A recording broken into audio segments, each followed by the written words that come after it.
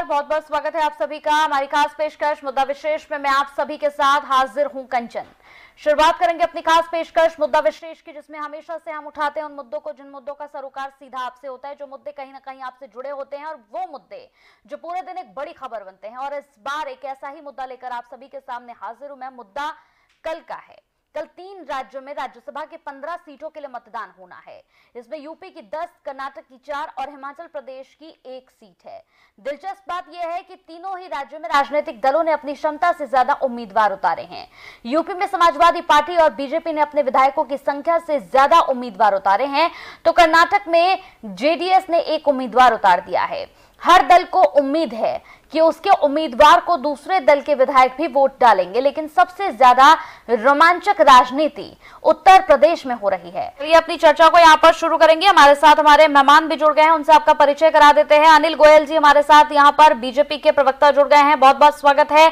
सपा से अनिल झा जी हमारे साथ जुड़ गए हैं, झा जी बहुत बहुत स्वागत है आपका। और राजीव शर्मा जी हमारे साथ यहाँ पर जुड़ गए हैं, वरिष्ठ पत्रकार। राजीव जी आपका भी बहुत बहुत स्वागत है। चलिए, सबसे पहले गोयल जी हमारे साथ बने हैं। गोयल जी, आपसे मेरा सवाल है, देखिए बीजेपी पर लगातार आरोप लग रहे हैं, इसका जवाब क्या होगा? पहले मुझे ये बताइए कि ईडी का, सीबीआई का डर दिखाकर विधायकों को, पार्टियों को डर दिखाने का काम आप लोग कर रहे हैं ताकि आपके पक्ष में हर आदमी जो है वो खड़ा हो जाए। अपना काम कर रही है, सीबीआई अपना काम कर रही है और सरकार अपना काम कर रही है।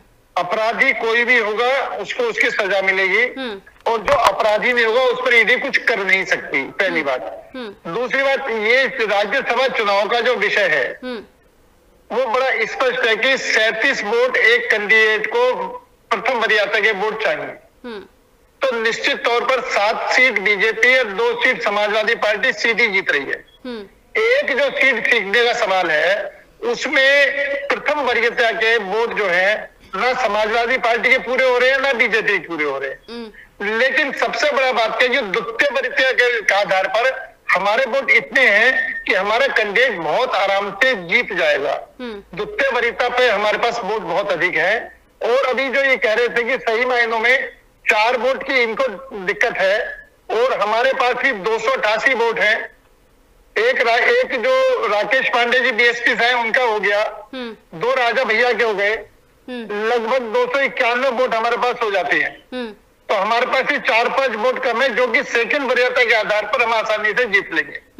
और जो चीज जीती जा सकती है वो उसको अपना कैंडिडेट उतारना कोई बुराई नहीं है। अगर हमने अपना कैंडिडेट उतारा है तो हमारी जीत की संभावना अधिक से अधिक है। इसके अंदर हम जो गणित है राज्यसभा के चुनाव के गणित के आधार पर ही हम पूरी तरीके से जीत रहे हैं। जोड़ तोड़ की कोशिश कर रही है समाजवादी पार्टी, क्योंकि उसके पास कोई भी सेकंड वरीयता के जो वोट है वो हमारे मुकाबले पर बहुत कम है। ठीक है, तो उसका लाभ हमें मिलेगा, समाजवादी पार्टी को नहीं मिलेगा। ये आरोप लगाना। हाँ, एक सवाल का जवाब दीजिए मुझे जरा। गोयल जी बोलिए। हाँ कंचन जी, हाँ जवाब दीजिए यहाँ पर अनिल झा जी की बातों का। मैं सुन नहीं पाया इनकी बात आवाज से, अगर मुझे थोड़ा गाइड दे दो मैं जवाब देता हूं। देखिए, अनिल झा जी ने बहुत सीधा कहा है। आज जिस तरह से राजा भैया ने अपना एक बयान दिया, राजा भैया नहीं ओपी राजभर की बात करें या फिर किसी की भी तमाम लोगों की बात करें, तो कई विधायक आज इस डिनर में शामिल हो रहे हैं। उत्तर प्रदेश के मुख्यमंत्री की ओर से जो डिनर रखा गया है उसमें यहाँ पर शामिल हो रहे हैं। लेकिन समाजवादी पार्टी उम्मीद नहीं छोड़ रही है। उनका साफ तौर पर कहना है कि आप कुछ भी कर लीजिए, चाहे डिनर रख लीजिए, चाहे लंच रख लीजिए, लेकिन फिर भी जीत समाजवादी पार्टी की ही होगी। नहीं देखो, बिल्कुल अगर ये सोच रहे हैं तो इनका अधिकार है। हर कैंडिडेट चुनाव लड़ता है, जीतने की सोच के लड़ता है और ये कल परिणाम सामने आ जाएंगे। टोटल समीकरण बीजेपी के फेवर में है। और मैंने जो एक बात कही कि सेकंड वरीयता के वोट हमारे पास ज्यादा हैं, हम सेकंड वरीयता के वोट के आधार पर इनको जिता लाएंगे। और मेरे झा साहब को अगर मैथमेटिक्स की तैयारी नहीं है, अगर इनको मैथमेटिक्स की जानकारी नहीं है तो उस बात का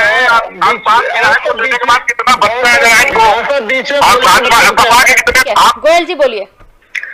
मैं अगर ये होमवर्क नहीं करके लाएंगे तो उसका जवाब मेरे पास नहीं है। इनके पास 108 वोट हैं। एक वोट इनका इरफान जो जेल में है वो दे नहीं सकता। इनके पास रह गए 107 वोट। और इनको चाहिए 111 वोट।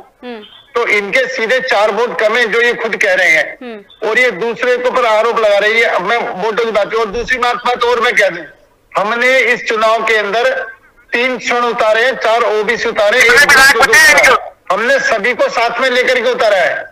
ये सिर्फ इससे पिछली बार जब चुनाव लड़े थे ना ये, तो इन्होंने राज्यसभा में 1 उम्मीदवार जिता सकते थे और 1 का 1 उम्मीदवार इन्होंने रामगोपाल यादव को लड़ाया था। यानी बिल्कुल परिवारवादी राजनीति करने वाले लोग हैं, इनके साथ लोग कैसे जुड़ेंगे? हम तो सबको, सर्व समाज को साथ में लेकर के चल रहे हैं।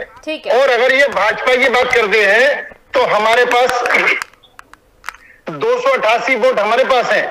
1 राकेश पांडे का मिलेगा, 2 राजा भैया के मिलेंगे, 251 वोट हमारे पास हो जाएंगे और सेकंड वरीयता के आधार पर हम जीतेंगे। विदाउट होमवर्क करके टीवी डिबेट में बैठते हैं और फिर बीच में बोलते हैं ये समझ से बार बार। ठीक है। आप गलत बोलेंगे गोयल साहब तो करेक्ट करेंगे आपको। आपको मैंने एक साधारण सा सवाल पूछा कि 7 विधायक 7 सांसदों को वोट देने के बाद कितना बैलेंस वोट बनता है आपके पास? ठीक है, ये तस्वीर हम कल पर छोड़ देते हैं सर। बहुत बहुत शुक्रिया आप सभी का हमारे साथ जुड़ने के लिए, इस चर्चा का हिस्सा बनने के लिए बेहद शुक्रिया।